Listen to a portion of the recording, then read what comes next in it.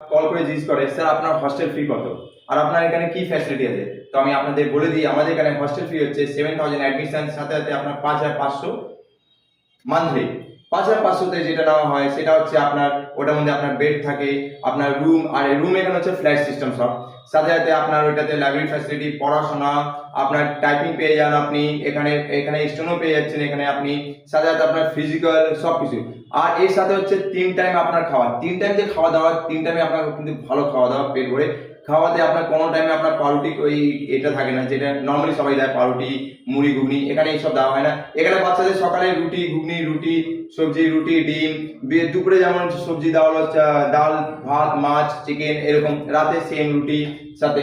তো বাচ্চাদের খাওয়ার উপরে অনেক ফোকাস করা হয়, সাথে সাথে তার পড়াশোনার উপরে ফোকাস করা হয়, কারণ কি পড়াশোনার জন্য এখানে অনেক রকম টিচার আছে।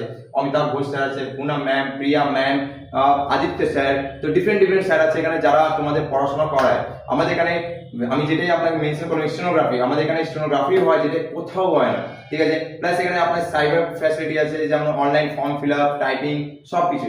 আপনি এই 5500-তে আপনি এখানে অ্যাডমিশন করিয়ে আপনার একটা বড় ইনস্টিটিউট যেখানে আপনি সব ফ্যাসিলিটি পেয়ে যাচ্ছেন। জয় হিন্দ, জয় ভারত।